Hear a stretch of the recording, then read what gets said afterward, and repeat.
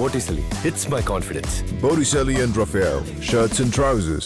முள்ளை முள்ளால் எடுப்பது என்பார்கள். அந்த வகையில் டெங்குவை பரப்பும் கொசுக்களை கொசுக்கள் மூலமாகவே அழிக்கும் உத்தியை மேற்கொண்டிருக்கிறது சிங்கப்பூர்.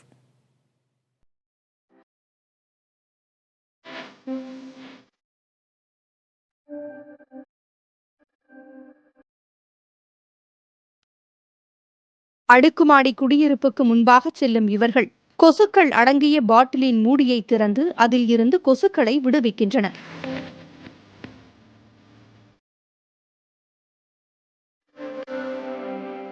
இதேபோல குடியிருப்பு வளாகங்களுக்கு தொடர்ந்து பயணப்படும் இந்த ஊழியர் ஆங்காங்கே பரவ விடுவதற்காக பல கொசு பாட்டில்களை வைத்திருக்கிறார். சிங்கப்பூரில் டெங்கு பாதிப்பு அதிகம் உள்ள சூழலில் இந்த கொசு பரவல் நடவடிக்கை காண்போரை குழப்பமடைய வைக்கிறது. காரணம், சிங்கப்பூரில் இதுவரை இல்லாத அளவுக்கு இந்த ஆண்டு கடந்த 8 மாதங்களில் மட்டும் 26,000க்கும் அதிகமானோர் டெங்கு பாதிப்பிற்குள்ளாகி இருக்கிறார்கள். 2013 அதிகபட்ச பாதிப்பான 22,000 இந்த ஆண்டு முந்திவிட்டது சிங்கப்பூர். இந்த நிலையில்தான் டெங்கு பாதிப்பை தடுக்கும் வகையில் புதிய ஆயுதத்தை கையில் எடுத்துள்ளது சிங்கப்பூர். அதுதான் இந்த ஆண் கொசு உற்பத்தி முறை.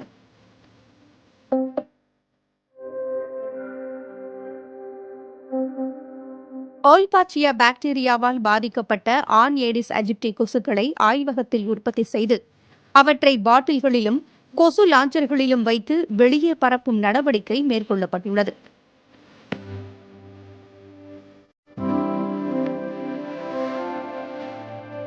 டெங்குவை பரப்புவது ஏடிஸ் வகையைச் சேர்ந்த பெண் கொசுக்கள் என்பதால் இவற்றை ஆண் கொசுக்கள் மூலம் ஈர்க்க வைப்பதுதான் இதன் முதல் முயற்சி. இதில் இணை சேர்ந்தாலும் பெண் கொசுவால் முட்டை பொறிக்க முடியாது என்பதால் கொசு உற்பத்தி தடுக்கப்படுகிறது என்கிறார்கள் வல்லுநர்கள். இம்முறை கையாளப்பட்ட இடங்களில் 90% கொசு உற்பத்தி குறைந்திருப்பதாக இவர்கள் கூறுகின்றனர். ஆஸ்திரேலியாவில் வெற்றிகரமாக செயல்படுத்தப்பட்ட இந்த திட்டம் சிங்கப்பூரில் எந்த அளவுக்கு பலன் தரப்போகிறது என்பதை பொறுத்திருந்தே பார்க்க வேண்டும் என்கிறார்கள் தொற்று நோய் தடுப்பு பிரிவு மருத்துவர்கள்.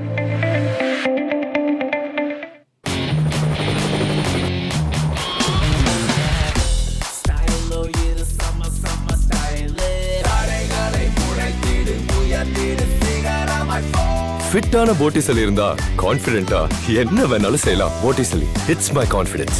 Botticelli and Raphael, shirts and trousers.